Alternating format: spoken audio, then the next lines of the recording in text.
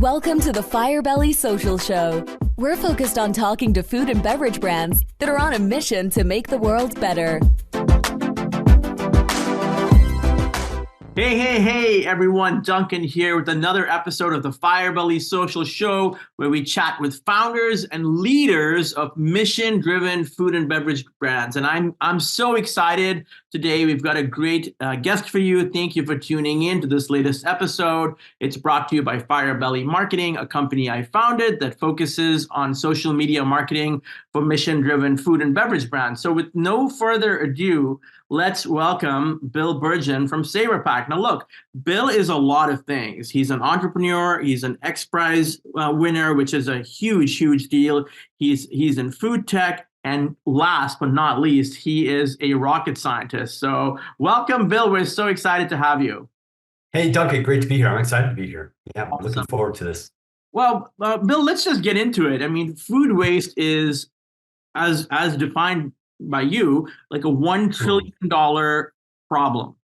And yeah, $2.6 trillion a year global problem. And those aren't, I mean, that's not my stats. That's readily available from the United Nations, from Refed. That's the number that keeps coming up. Yeah, it's massive. So you were inspired, and you've had another company as well on not just eliminating food waste, but also like addressing soggy food. Let's tell us your right. So look, the origin of the story. I was still working my corporate job as it was for DARPA, so it wasn't. Well, I can't even tell you what I was doing. It was DARPA, but my office was 50 feet underground. It was very surreal, right? I hit the fifth sub-basement floor when I go to my office, but my lunch would get soggy from condensation. And this was like 20 years ago.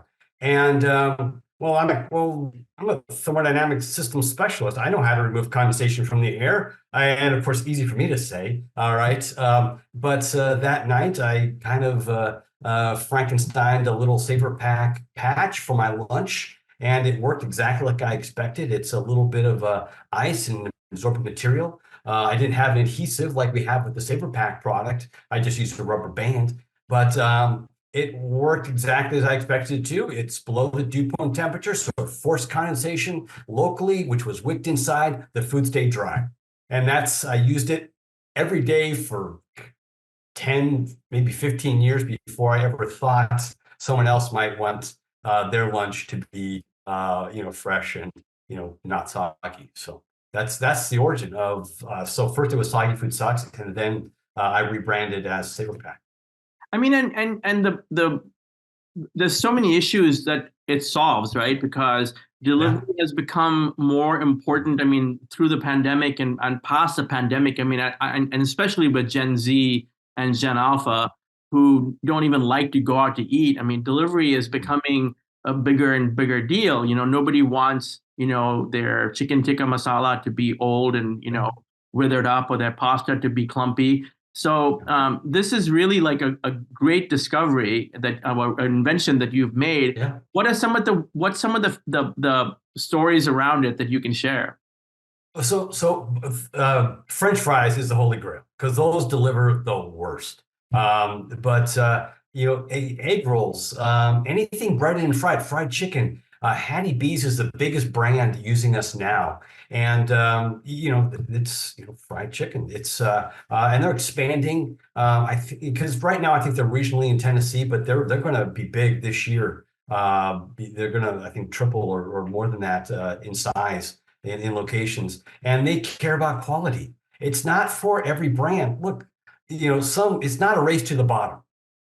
Some brands are about cost, and they're value driven. They're not about quality or the experience. So Hattie B's, Farm Brothers, these brands, they're different. They don't care about so much, but they want you to have the best meal when you get it to go, when you have it delivered. And so that's the difference. We're not for everybody. And I love the way that you. I love big picture, but I love the way you all describe the mission to protect and redistribute food. And protecting food is so important. I mean, there's so much that goes into it. And, there's so much done on the front end. Oh my gosh, how can we get more yield? What can we do with this and that? And how is that? What are you doing with innovation with the whole thing? I saw something about protection against food pathogens.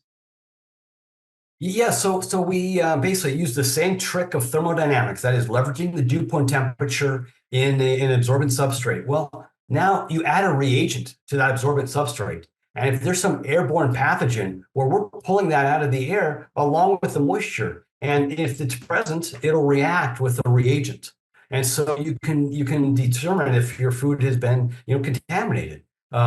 So that's one of the patents that we have. We applied to South by Southwest. We'll see what happens there if we're allowed to pitch again. We were just there a couple of years ago talking about our champion product. But that's one solution. And we're taking this again, this dew point temperature, putting that into an accessible substrate is very powerful. And we're using it not just for food delivery, but for agriculture. And we're into baked breads now too. And we have the home service. So we just went live on our website and on Amazon in the last month or so. So, we sold direct to consumers through Costco. We were in, I think, every Costco in Texas for a while. And we're opening up in Latin America and the Caribbean, direct, so consumers can buy us in retail. So you do meal prep. And now you're exactly how I invented it, right? I invented it for my own lunch, so it would get to my office fresh and crisp. And so, but the baked bread solution is the new thing, and that is going to be massive. I mean, I love what founders do, because it almost always starts with their own kind of like problem that they have to solve. It's a design in action. It's like, hey, my kid has a gluten problem, so I'm going to invent the best, gluten-free bar. And I love that approach that you've taken. I mean, you've done so many different things. What's some advice that you would give to someone that is in that position, that their lunch, like you had, your lunch was soggy. They have an idea. What should they do? Look, I would say if you've got an idea as a potential founder, as an inventor, believe in yourself. Solving a problem for yourself. You're not the only one that has that problem.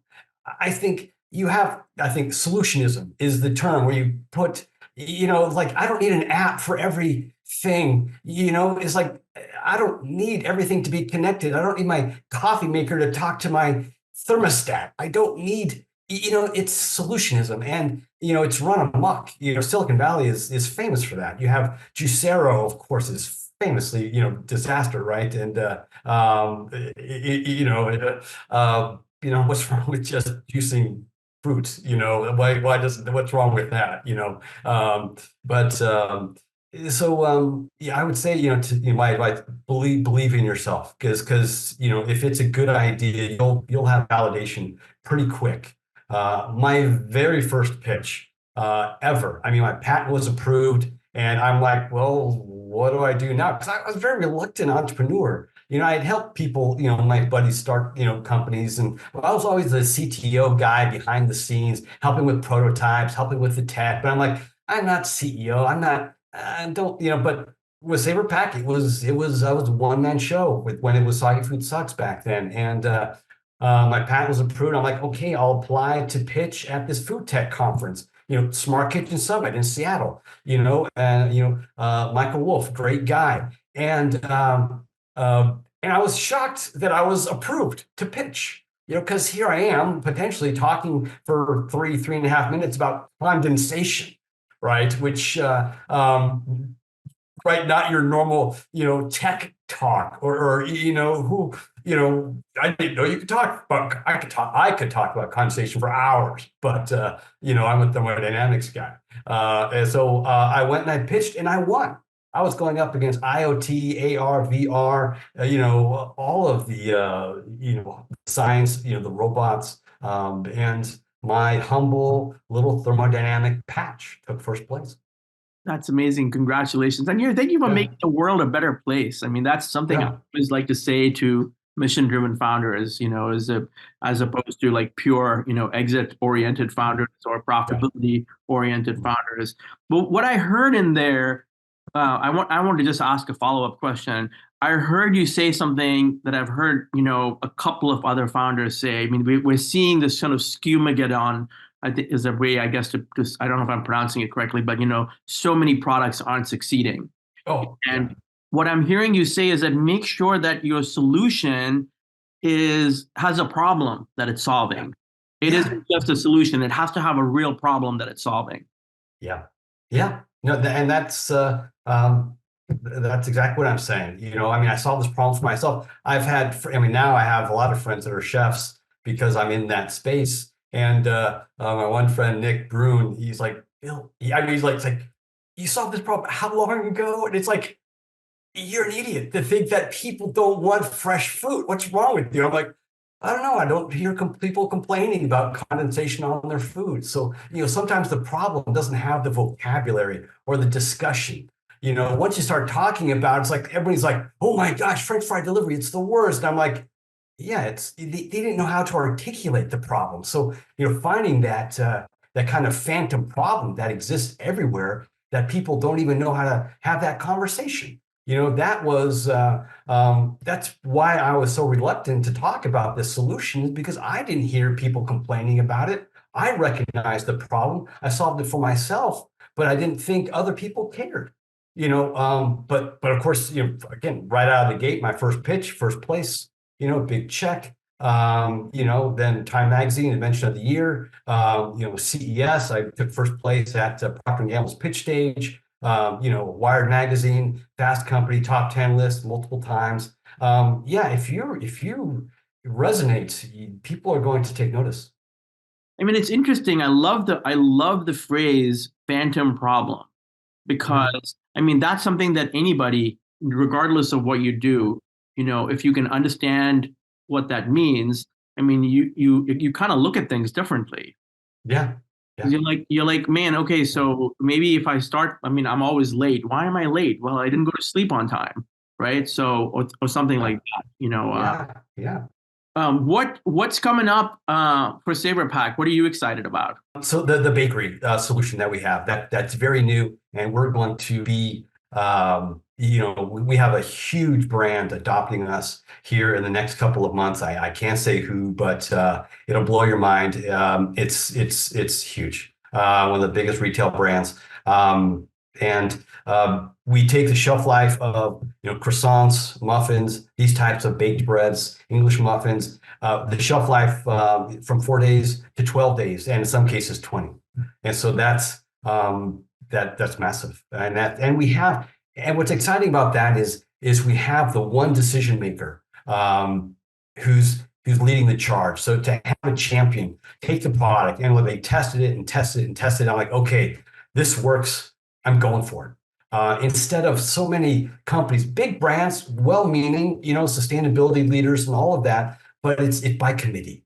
And so you just analysis paralysis or whatever. You just never get to execute because there's too many people in the mix. And so what I'm excited about this bakery solution is it's a huge industry leader in the baked goods space. And you'll recognize immediately, and you'll see it here in the next couple of months. But it's like we have the one guy who's in charge of that organization, and he is making it happen. So, and then of course after that happens, it'll be a domino effect. It's like, well, heck, if they're doing it, we have to adopt. So, look. Rabobank Food Bites, they introduced us to Bimbo, the largest bakery in the world. They weren't interested, but we weren't pitching exactly this same baked goods solution that we have now. So certainly with this success, we'll go back to those contacts we have at Rich Products and Bimbo, and I expect immediate adoption. And let me ask you this. Founder life is hard. You're traveling, you're pitching, you're thinking about innovation all the time. How does Bill take care of himself? Yeah. So it's funny. I'm a technology guy. I see problems and solutions everywhere. And so I recently was in a hackathon in the city of Phoenix. And, so you just, being part of that community, you find other people who have the same struggles, who are this like-minded, still want to be impactful, make a difference with their lives and their time. And, there's a huge space in Phoenix, which is my home base, but beyond that, all over. And you find these entrepreneurs, people like you, and you can commiserate. So I mean, it's nice to know that you're not alone. And you keep hearing the same messages too about success or traction and challenges, and it's just it's reassuring. And having this technical mind. I do, like you said, I look for other problems and won this X Prize with some med tech, So, I beat John Hopkins in the X Prize, they took third, I took first. So that's pretty, it makes me feel good. Yeah, right. So, and funny enough, I found out that the John Hopkins University, they had their solution before COVID, just like I did. So I was recently talking to someone at John Hopkins, and we both had this medical mask solution before COVID. Both realizing that masks were horrible the way they were. The status quo was absolutely miserable. But things like that. This hackathon that I won in Phoenix, it was for artificial shade structures. So I just like to stay in the mix, and technical challenges are still interesting to me. I'm not just. I mean, SAVRpak is my main focus, for a while now. Still, it has been and will continue to be. But I have other irons in the fire, and maybe I didn't answer your question about I like gardening, I like running, I like hiking. So I mean, I like nature. So you got to get away and unplug. I'm not. I don't have a fully integrated, smart home. I'm not a total. I mean, I'm a nerd, but don't have everything connected. I mean, to me, I don't even have Bluetooth. I'm using my cheap old 3.5 jack plug-in headset. Right? It's so I'm a little bit analog, a little bit old school sometimes, but. But I think that's beautiful though, because I think I loved your term solutionism. It's like we don't need a solution for everything, right? It's like we don't need a better glass we drink water from. I feel like that digital and analog kind of like, hey, maybe I listen to some vinyl, if I really want to hear it beautifully, or a reel to reel, but to find stuff, I'm going to go on Spotify. But so it's cool to know that you like to run, and do you listen to music when you run, or do you run and listen to nature?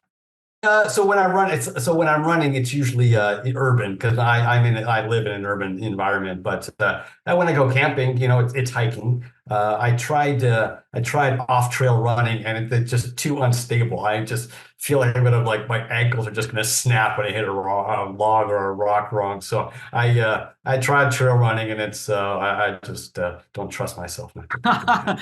So Bill, what I'm hearing you also say here is that you were talking about analysis paralysis, right? So it's some sort of like balance of analysis and data and instinct. Like you knew that, hey, this is a problem and I've got a solution. I don't know if it's going to work, but your instinct kicked in and you just were driven. Yeah, so I solved the problem for myself. I used this solution, basically the SAVRpak, almost exactly as it is now, every day of my work, every work day for 10 years before I even thought about filing a patent. I had the same conversation with two different friends within a span of a couple of months. It was like, Bill, food delivery is the worst. My food is so gross. You got to fix it. You're a smart guy. In my mind, I'm thinking, I've already solved this. I've been eating my lunch like this, for years. And so I decided to file the patent with no real expectation that the patent would be approved. It's basically just a fancy napkin. There's more. The patent was approved. And now SAVRpak has a suite of patents, upwards of 15 patents, something like that. So, we really have that space protected. The idea of putting the power of the dew point into something accessible, basically a paper napkin. So that power where you have that cost effectiveness and then also the performance of leveraging the power of the dew point. That combination, we really have that captured. But so, I mean, my faith in the technology, look, I solved that problem for rockets and missiles and airplanes, removing moisture from the air using the dew point. And so, I mean, there's no question in my mind when I saw the problem, I didn't scratch my head. I'm just like, oh, I'll do this thing tonight and it'll be fine. I have that background. Thermodynamics is my specialty. So there wasn't, but where I was talking about analysis paralysis, it's like, take action. It's like you have a 90% solution. You got a 50% solution. At least start. And don't wait for perfection, and don't wait for the whole committee to basically all agree. It's like, again, if you're the leader, if it's your idea, no one else is going to have your vision. So go for it. And it's better to do that and fail than languish with waiting for everybody's approval and everyone's opinion. So that's a little bit what I meant by maybe a little more clarity on analysis paralysis, which no, I loved it. I mean, I think that there's so much to what you said, but agility and instinct and just taking action. 40% is better than nothing. So I think there's a lot to that. What are some companies or some technologies that you're fascinated with and you're thinking are amazing? Boy, now I'm trying to think of the brands. But gosh, I'm so bad with names and proper names. I like this. South Africa has a kind of beef jerky, right? It's not beef jerky. It's like real steak that's cured, and that seems to be a new, it's brought to market. It's been to market for a while. Gosh, you put me on the spot. I mean, there's so many excellent brands out there. Startups. And not all in food space, but there's a lot of post-harvest shelf life extension companies. And of course, the ones you remember are the ones that are a little bit of a disaster. But so Stick Fresh. I know the founders of those guys. It's a ethylene gas absorber. It's like out of Chicago. You've got boy, I'm drawing a blank. I know the founder, but he just stepped down. But a lot of people in the post-harvest shelf life extension technology are using ethylene gas absorbers and things like Appeal Sciences. That's got a lot of traction early on. Coating food to extend the shelf life. I think of those as competitors. Kind of, but their solutions are so different, and they're really limited to certain produce items. We're more universal with our control of the environment. I think the real standout at CES was that clear portable flat screen. Did you see that? Where they have it on wheels. It doesn't have to be plugged in, but it's clear until you turn it on, and then it's a TV. And they're saying that'll be ready for retail this year. It'll probably be, $100,000. But to me, that was the biggest thing at CES that blew my mind. A lot of times CES it's derivative, it's iterative, it's not, wow. But that was crazy. A lot of people doing things with robots. I think and again, that's been a long time coming. That's been iterative. That's super cool. What, having worked on everything from Paul Allen's plane, launch, biggest plane in the world, to all this work in thermodynamics and SAVRpak. What are some of your kind of like reflections on keeping life rich and diverse and not just doing one thing, I guess? Yeah. So. So working in DoD stuff, DARPA stuff, aerospace, you can't take your work home with you. You're right. It's all either ITAR or literally top secret, and so it's like I've got other people in my family that work in aerospace and defense, and we've worked at the same place, and we're just used to not talking about work when you leave because it's you literally can't take your work home. So not that we aren't committed to a project, but when you're not thinking about work when you leave because you can't, so you find other things to do, other things to, my brother who's big into aerospace and defense, professionally, he's a music guy. He's an audiophile. Me, I like nature and gardening, and so yeah. That's beautiful. Tell us a little bit about the gardening. So I live in Phoenix, so it means like cactus, cactus and poppers. There are some, plants that they'll survive. You do have indigenous, species. Not all will bear fruit, but so it's mostly a desert scape with pomegranates do great in the desert. Pecan trees take a little more energy, a little more effort, but pomegranate trees do great. They don't really. They're hard to kill once they get established. Fig trees, my fig tree is doing great. Citrus, my blood orange tree is maybe my favorite. And then you have neighbors. You got one neighbor with a lemon tree. It'll feed the whole neighborhood. Nobody needs that many lemons, right? One lemon tree for the whole neighborhood is enough, because how many lemons do you really need? Yeah. That's super cool. Well, thank you so much for your time, and thank you for really making the world a better place for all of us. I really appreciate it. How can people find SAVRpak from a consumer standpoint? Go to our website, SAVRpak.com, SAVRpak.com.